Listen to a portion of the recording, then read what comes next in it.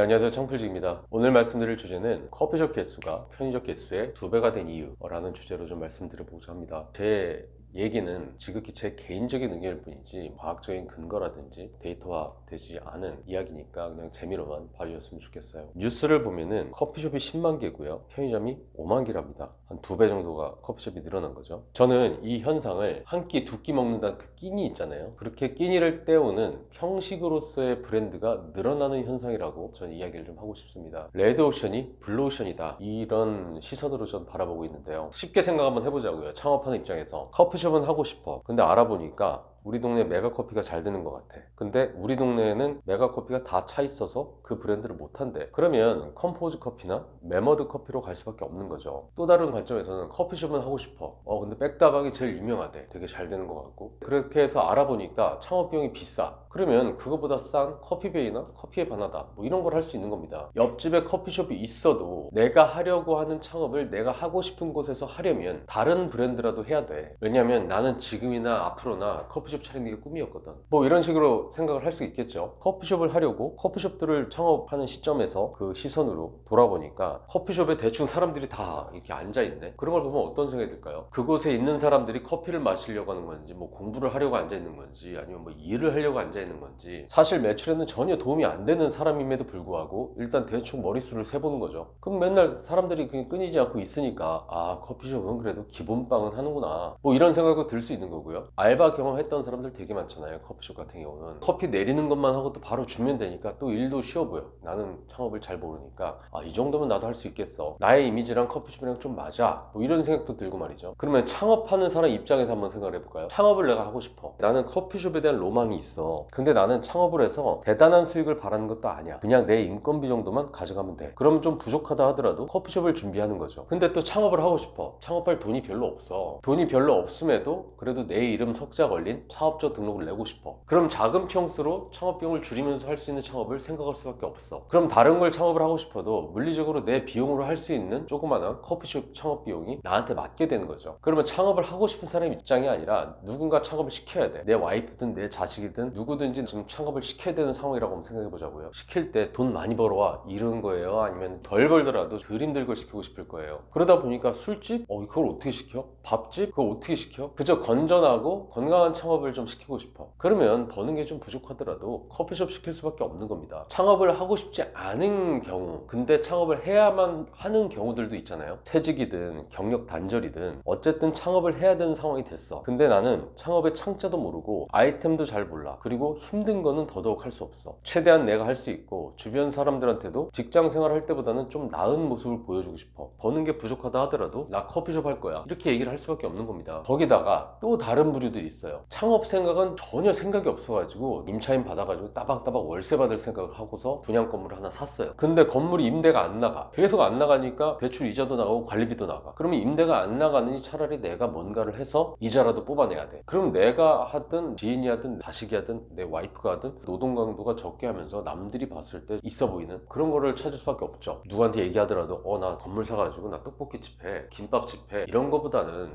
나 커피숍 해, 우리 와이프나 커피숍 하나 시켜주려고 내 건물에다 이렇게 하나 했어, 이게 좀 덜 가오가 상하잖아요. 그러다 보니까 좀 부족하다 하더라도 사회적으로 또 나쁘지 않은 그 커피숍을 창업을 할 수밖에 없는 거죠. 커피 창업은 돈 벌고 싶은 수요뿐 아니라 그냥 유지만 돼도 창업하겠다는 수요가 있는 거고요. 아들이든 딸이든 와이프든 누굴 창업을 시켜야 된다면 내 마음 편해지는 창업을 시키겠다는 수요가 있고요. 내가 가진 돈으로 할 수 있는 창업이 뭔가를 생각했을 때 선택할 수밖에 없는 창업 비용도 적은 그런 수요도 있고요. 내가 가진 부동산을 어떻게 더 디벨롭 시키고 이자나 관리비라도 빼야겠다, 이렇게 창업을 하는 수요도 있는 겁니다. 결국에는 창업 수요층이 엄청나게 넓은 이유가 바로 커피숍 창업이 많아지게 된 이유라는 거예요. 제 입장에서는 사실 신기할 뿐인 겁니다. 이게 뭐 창업을 위한 창업인지, 뭔가 돈을 벌고 미래를 담보할 수 있는 창업인지, 이게 뭔가가 어폐가 있는 거죠. 커피숍 프랜차이즈 본사 입장에서 한번 생각해 보자고요. 커피숍 프랜차이즈니까 커피가 많이 팔려야 돼. 원두를 공급하는 이 물류 사업이니까 가끔가다 어디 멀리 가가지고 한 잔씩 고상하게 먹고 이런 수요가 아니라 평소에 끼니로서 하루에 3잔 4잔도 먹을 수 있는 그 시장을 가져가야 되는 거겠죠. 물류 수익을 보려면 말이죠. 아무리 막 대단하게 외곽에 커피숍 해놔도 한 잔 시킨 다음에 하루 종일 있는 건데, 메가커피, 컴포즈 커피 뭐 이런 데들은 그냥 하루에 싸니까 몇 잔도 먹고 남들 사주기도 하고 이런 식으로 해야지 커피 물류가 많이 나갈 거 아니에요. 그래서 그 시장 시장을 가져가려고 하는 수요가 많아지는 겁니다. 투썸이나 할리스나 뭐 커피빈 이런 것들도 좋아요. 그렇지만 그런 브랜드들은 커피만 파는 게 아니라 공간까지 제공을 하는 그런 기능까지 담당하고 있기 때문에 창업 비용이 많이 들어가요. 자리도 좋아야 되지만 평수가 크니까 인테리어비나 이런 것도 많이 들겠죠. 그래서 창업 수요가 소형 커피숍보다 한정적이라는 겁니다. 그래서 더 이상 투썸 플레이스 같은 대형 프랜차이즈가 안 나오고 조그만한 메가커피 같은 브랜드들이 계속 나오는 거예요. 시설비에 5억 정도 써가지고 원두 많이 안 파는 것보다는 권리금 한 2, 3억 정도 들어가는데 들어가면 사람들이 마구 오잖아요. 그럼 커피 원두 엄청 많이 팔 수가 있어요. 그러니까 투자 대비 커피를 많이 소비시킬 수 있는 그런 환경이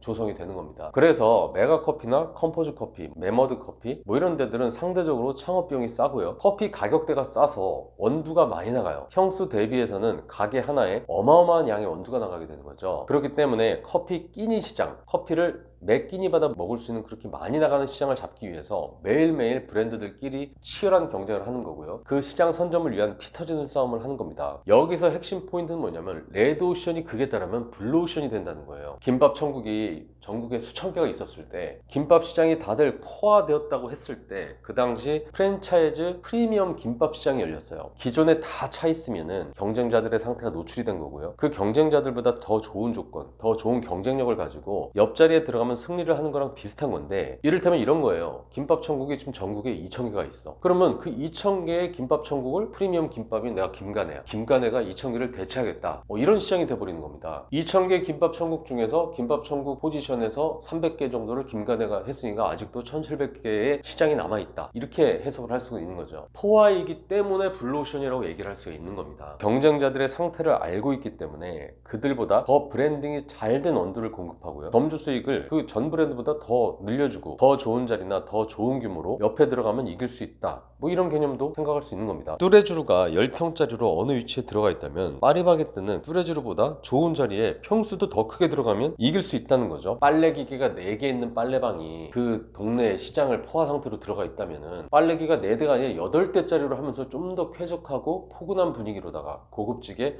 인테리어를 해놓고 오픈을 하면은 나머지 것 이용하던 고객들이 이쪽으로 다 몰리는 것처럼 커피 시장도 일반인들의 눈엔 잘 안 보이지만 서로 간의 비교 우위의 전략을 가지고요. 자신있게 그 옆자리 또 그 옆자리 남의 손님을 내 손님으로 바꾸게 되는 제로섬 게임을 계속하고 있는 겁니다. 커피숍 프랜차이즈가 편의점 개수보다 많아지게 된 이유는 대단히 넓은 확장성 있는 창업 수요가 있다는 게 첫 번째 이유이고요. 1인당 커피 먹는 수량 자체가 많아진 대한민국의 커피 수요를 기반으로 커피 물류를 공급하려는 프랜차이즈 브랜드의 무한 제로섬 게임, 이래버리면 시장성이 크기 때문에 또 자본이 달라붙잖아요. 자본이 달라붙으면 좀 손에 놔도 그냥 가는 거예요. 적자 운영, 상대방 죽을 때까지 적자 운영을 할 수도 있는 겁니다. 또 자본이 달라붙으면 커피 창업을 시키겠다라는 그런 마케팅, 대단히 세련되게 창업을 하고 싶을 수밖에 없는 그런 것들을 긁을 수 있는 마케팅까지 하다 보니까 더 폭발적인 창업 시장이 열리게 되는 거죠. 그 영업에 걸리는 초보 창업자들이 많아지는 게 또 다른 이유인 겁니다. 그래서 커피숍이 편의점보다 2배가 많아지게 된 거예요. 누차 말씀드리지만 제 이야기는 제 개인적인 의견일 뿐이고요. 커피 시장이 지금 이런 식으로 제로섬 게임을 하고 있는 시장이라는 거 명심하시고, 가급적이면 초보 창업자분들은 정말 면밀하게 신중하게 검토를 하시고 커피 시장에 접근을 하셨으면 좋겠습니다. 창업을 위한 창업을 하는 건 아니잖아요. 이 창업의 목적이 있어야 되고 적어도 창업으로 인해서 플러스 되는 뭔가를 반드시 생각하셔야만 됩니다. 그러기에는 많이 아쉽고 위험한 시장이라고 말씀을 드릴 수 있을 것 같습니다. 이상 창풀직이었습니다.